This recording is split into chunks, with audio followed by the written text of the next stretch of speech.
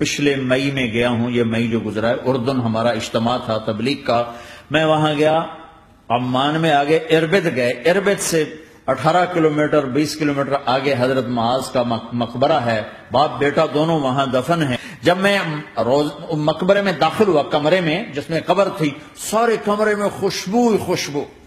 اس وقت میں فاتحہ پڑھ کے واپس چلا گیا، جا کے نماز پڑھی۔ جا کے نماز پڑھی۔ محترم سامعین اور ایکسپوز چینل کے ویورز، السلام علیکم ورحمۃ اللہ وبرکاتہ۔ محترم ناظرین،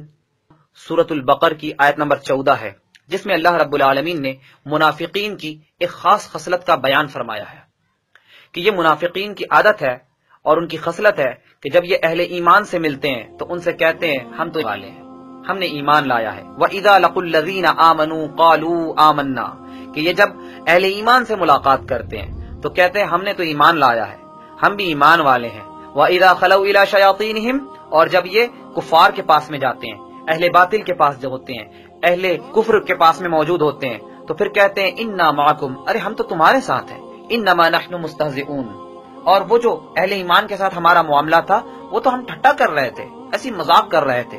معاذ اللہ رب العالمین، یہ منافقین کی خصلت ہے۔ اللہ رب العالمین نے سورۃ البقر کی آیت نمبر 14 میں منافقین کے اس دوہرے کردار کو بیان فرمایا ہے کہ منافقین دوہرے کردار کو اپناتے ہیں۔ یہ کہ جب اہل ایمان کے پاس آتے ہیں تو ان کے معاملات کچھ اور ہوتے ہیں، اہل کفر کے پاس میں جاتے ہیں، اہل ضلالت کے پاس جاتے ہیں تو پھر ان کے معاملات کچھ اور ہوتے ہیں۔ اب آئیے اللہ کے رسول صلی اللہ علیہ وسلم کے علم میں لاؤں۔ میرے آقا صلی اللہ علیہ وسلم نے ارشاد فرمایا، ان من شر الناس ذی الوجہین الذی یأتی ہؤلاء بوجہ وہؤلاء بوجہ۔ آقا علیہ السلام نے ارشاد فرمایا، لوگوں میں بدترین شخص وہ ہے جو دو چہرے والا ہو، دو رخا ہو۔ لوگوں کے ایک گروپ کے پاس میں آئے کا چہرہ کچھ اور ہو، دوسرے گروپ کے پاس میں جائے تو اس کا معاملہ، یعنی لوگوں کے ایک گروپ کے پاس میں کچھ اور شخصیت کے ساتھ جاتا میں آتا ہے تو پھر اس کی شخصیت بدل جاتی ہے، اس کا معاملہ بدل جاتا ہے، اس کا کردار بدل جاتا ہے۔ تو دو رخا رویہ اپنائے، دو چہرے والا ہو، الگ الگ گروپ کے پاس میں الگ الگ طرح کی باتیں کرتا ہو، اسے اللہ کے رسول صلی اللہ علیہ وسلم نے بدترین شخص فرمایا ہے۔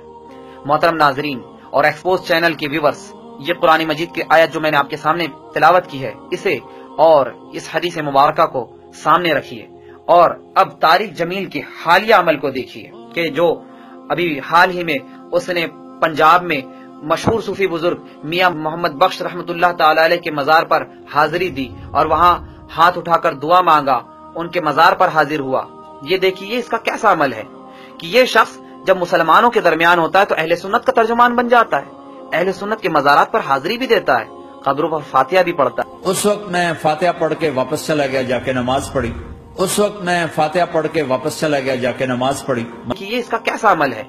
کہ یہ شخص جب مسلمانوں کے درمیان ہوتا ہے تو اہل سنت کا ترجمان بن جاتا ہے، اہل سنت کے مزارات پر حاضری بھی دیتا ہے، قبروں پر فاتحہ بھی پڑھتا ہے، مزارات کے سامنے ہاتھ اٹھا کر دعا بھی مانگتا ہے، جیسا کہ آپ اسکرین پر فوٹو میں دیکھ سکتے ہیں۔ لیکن جب یہی طارق جمیل اپنے فرقے کے لوگوں میں بیٹھا ہوتا ہے تو پھر اس کی بولی بدل جاتی ہے، یہ آل سعود کے وہابی فرقے کا ترجمان بن جاتا ہے اور مزارات اولیاء کے خلاف زبان درازی کرتا ہے اور کہتا ہے قبروں پر گنبد بنانا منع ہے، آل سعود نے بہت اچھا کیا تھا۔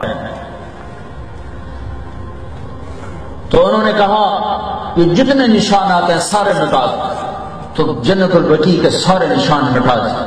امہات المومنین کے، صحابہ کے، اہل بیت کے، آل رسول کے سب نشانات تھے،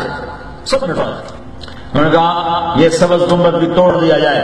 قبر پہ گنبد بنانا منع ہے، اور بالکل صحیح بات ہے، منع ہے قبر۔ انہوں نے کہا یہ سبز گنبد بھی توڑ دیا جائے، قبر پہ گنبد بنانا منع ہے، اور بالکل صحیح بات ہے، منع ہے قبر کہ اس نے مکہ اور مدینہ میں صحابہ کرام اور اولیاء کرام کے مزارات شہید کر دیے۔ اللہ اکبر۔ محترم ناظرین اور ایکسپوز چینل کے ویورز، جب ہم اس مقام پر اس دو رخے رویے کو پیش کرتے ہیں تو طارق جمیل کے باز چاہنے والے اس کا ڈیفینس کرتے ہوئے میدان میں کود پڑتے ہیں اور وہ کہتے ہیں نہیں صاحب، یہ تو جناب طارق جمیل صاحب کی امن پسندی ہے اور یہ ان کی رواداری ہے۔ میرے محترم دوستو، میں ان لوگوں کے جواب میں یہ کہتا ہوں کہ اے عوام اہل سنت، خدا را ہوشیار رہو، یہ طارق جمیل کی امن پسندی نہیں ہے بلکہ یہ سراسر اس کی کھلی ہوئی نفاق پسندی ہے، یہ اس کی منافقت ہے، یہ تو اس کا دوہرا کردار ہے،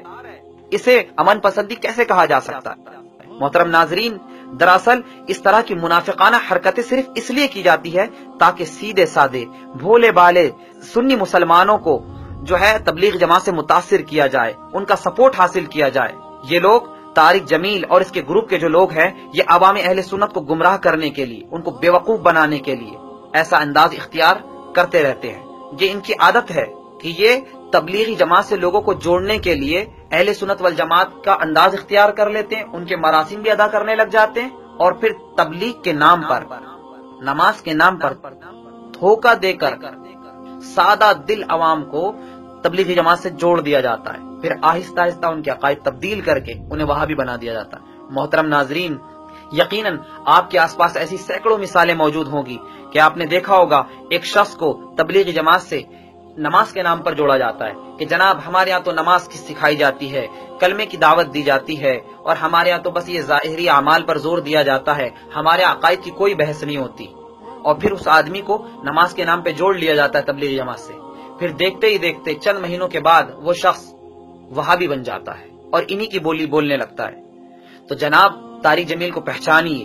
یہ ان منافقین کی خصلت ہے کہ ایک طرف جب اہل سنت کے درمیان ہوتے ہیں تو کچھ اور بولی بولتے ہیں، اور جب تنہائی میں ہوتے ہیں یا اپنے فرقے کے لوگوں کے ساتھ ہوتے ہیں تو پھر ان کی بولیاں کچھ اور ہوتی ہیں۔ آپ نے وہ مثل ضرور سنی ہوگی کہ ہاتھی کے دانت کھانے کے اور دکھانے کے اور، ہاتھی کے دانت دکھانے کے اور کھانے کے اور، یہ مثل ضرور سنی ہوگی۔ یہ مثال جو ہے تبلیغی جماعت اور طارق جمیل میں پوری طرح سے فٹ بیٹھتی ہے۔ اللہ رب العالمین سے دعا ہے پروردگار عالم ہمیں آقا کریم صلی اللہ علیہ وسلم کے صدقے میں ان منافقین کی اس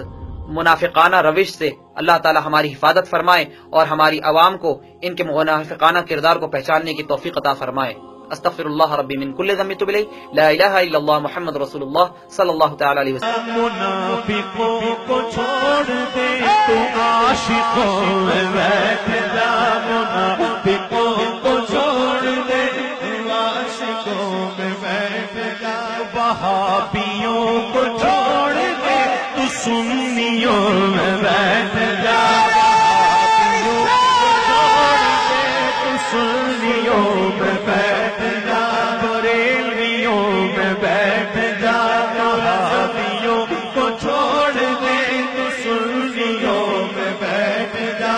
طلب ہے کچھ تو